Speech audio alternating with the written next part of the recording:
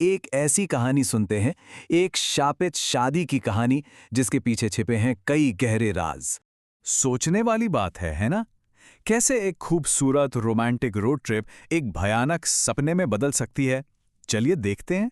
तो इस कहानी के मुख्य किरदार हैं आरव और निशा।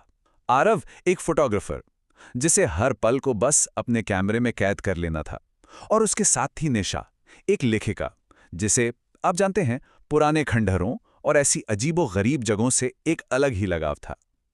5 साल से साथ थे दोनों, एकदम ऑपोजिट, पर शायद इसीलिए एक दूसरे के लिए परफेक्ट थे। अक्सर ऐसा ही होता है ना। हर डरावनी कहानी की शुरुआत बेहद खूबसूरत होती है। इनकी भी कहानी एक बहुत ही प्यारे से प्लान से शुरू हुई। एक ऐसा प्लान जो निशा के बर्थडे को हमेशा के लिए यादगार बनाने वाला था। तो प्लान ये था, आरव ने निशा के लिए एक सरप्राइज कैंपिंग ट्रिप प्लान की थी। बस वो दोनों, जंगल में, तारों के नीचे। निशा का मन था कि उसके दोस्त भी साथ चलें, पर आरव ने जिद की कि ये ट्रिप सिर्फ उन दोनों के लिए है। और शायद यही जिद उसकी जिंदगी की सबसे बड़ी गलती बनने वाली थी। और बस यहां से उनका ये रोमांटिक सफर एक ऐसी अनजान गली में मुड़ जाता है जहां रोमांस की जगह सिर्फ खौफ था। तो शाम के 4 बजे उनकी रोड ट्रिप शुरू हुई। सब कुछ अच्छा चल रहा था, पर करीब 2 घंटे बाद वो एक अजीब से गांव के पास पहुंचे। गांव का नाम था रुधिरपुर। नाम सुनकर ही थोड़ा अजीब सा लगता है ना? अब सोचिए, शाम के सिर्फ 6 बजे थे, पर उस गांव में एक अजीब सा, एक खौफनाक सन्नाटा था। ऐसा लग रहा था जैसे वहां कोई इंसान रहता ही ना हो। और फिर जो उन्होंने देखा वो तो और भी अजीब था। हर एक घर का दरवाजा खून की तरह लाल रंग का, और उन दरवाजों पे काले रंग से कुछ अजीब मंत्र लिखे हुए थे। और सुनसान गलियों में बस मशालें जल रही थीं। पूरा माहौल बहुत ही बेचैन करने वाला था। आरव, फोटोग्राफर जो था, इन अजीब घरों की तस्वीरें लेने लगा, और तभी अचानक उसके कैमरे के सामने लाल साड़ी में एक बूढ़ी औरत आ गई। उसने आरव से बस इतना कहा, बंगले से बारात निकलने वाली है, जल्दी से छुप जाओ। आरव कुछ समझ पाता, कुछ पूछ पाता, उससे पहले ही वो औरत गायब हो गई, जैसे कभी वहां थी ही नहीं। और इस पल के बाद कहानी उस मोड़ पर आ जाती है जहां खतरा सिर्फ एक एहसास नहीं रहता, वो अब हकीकत बनने लगता है। खैर, उस अजीब गांव से दूर निकलकर दोनों ने जंगल में एक नदी के किनारे अपना कैंप लगा लिया। कोशिश यही थी कि उस डरावने अनुभव को भुला दिया जाए और अपनी रोमांटिक ट्रिप को जारी रखा जाए। वहां निशा ने मजाक में आरव से कहा कि उसकी कुछ अच्छी फोटोज ले ले। आरव भी हंसने लगा और उसने कैमरा उठा लिया। उसने पहली फोटो क्लिक की, और जैसे कैमरे की स्क्रीन देखी, उसके तो होश ही उड़ गए। तस्वीर में निशा के ठीक पीछे सेहरा पहने एक दूल्हा खड़ा था। आरव ने घबराहट में एक और फोटो ली। इस बार वो दूल्हा निशा के और करीब था। फिर एक और हर फोटो में वो साया उसके पास आता जा रहा था। पर यहां कहानी और भी अजीब हो जाती है। आरव का वो चेहरा देखकर निशा ने घबराकर उससे कैमरा छीन लिया, पर जब उसने तस्वीरें देखीं तो उनमें कोई दूल्हा नहीं था। बिल्कुल नॉर्मल फोटोज थीं। आरव को तो यकीन ही नहीं हो रहा था कि ये क्या हो रहा है। क्या वो पागल हो रहा है? उस रात आरव को नींद कहाँ आनी थी। उसने बेचैनी में फिर से अपना कैमरा चेक किया, और इस बार जो उसने देखा, उसने उसके रोंगटे खड़े कर दिए।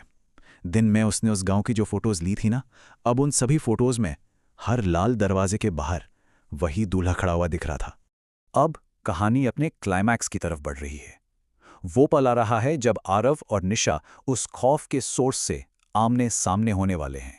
तो अगली शाम जब वो ट्रैकिंग से लौट रहे थे, उन्हें दूर वही बंगला दिखा। लेकिन एक मिनट, जो बंगला पहले एकदम खंडहर लग रहा था, अब रोशनी से जगमगा रहा था, ऐसे जैसे वहां कोई बहुत बड़ा सेलिब्रेशन हो रहा हो। ना चाहते हुए भी उनके कदम उस बंगले की तरफ बढ़ने लगे। बंगले का मेन दरवाजा खुला था। जैसे ही उन्होंने अंदर कदम रखा, उनकी आंखें खुली की खुली रह गईं। चांदी की थालियों में 56 भोग सजे थे, लेकिन खाने वाला कोई नहीं था। पूरा बंगला खाली, बस हवा में सड़े हुए फूलों की एक अजीब सी महक थी। और इससे पहले कि वो कुछ समझ पाते, उनके पीछे का वो भारी दरवाजा एक जोरदार धड़ाम की आवाज के साथ बंद हो गया। और तभी ऊपर सीढ़ियों से वही अजीब मंत्रों की आवाज आने लगी, और वही दूल्हा अब सीढ़ियों से नीचे उतर रहा था। इस बार वो फोटो में नहीं था, वो सामने था। उसकी आंखों में एक अजीब सी चमक और हाथों में एक सूखी हुई वरमाला। आरव ने भागने की चिल्लाने की कोशिश की, पर उसके पैर जैसे जमीन से चिपक गए थे और उसने देखा निशा की आंखें पूरी तरह सफेद हो चुकी थीं। वो एक कठपुतली की तरह उस दूल्हे की तरफ बढ़ रही थी और आरव के देखते ही देखते उस दूल्हे ने वो वरमाला निशा के गले में डाल दी। आरव हिम्मत करके उसे रोकने के लिए आगे बढ़ा, पर उस दूल्हे ने उसे इतनी जोर से धक्का दिया कि वो दूर जा गिरा। और जब तक वो उठता, दूल्हे ने निशा के साथ फेरे पूरे कर लिए थे। एक आखिरी दर्द भरी चीख गूंजी और वो सारी सजावट, वो दूल्हा और निशा सबके सब धुएं में बदलकर गायब हो गए। आरव उस टूटे फूटे खंडर में बिल्कुल अकेला रह गया था। इस भयानक हादसे के बाद अब वक्त था ये जानने का कि आखिर उस खौफ के पीछे की कहानी क्या थी। आरव को बाद में वही बूढ़ी औरत मिलती है और वो उसे पूरी कहानी बताती है। सालों पहले उस बंगले में एक बहुत ही जालिम जमींदार रहता था। कहते हैं वो काली शक्तियां पाने के लिए हर अमावस्या की रात एक नई दुल्हन की बलि देता था।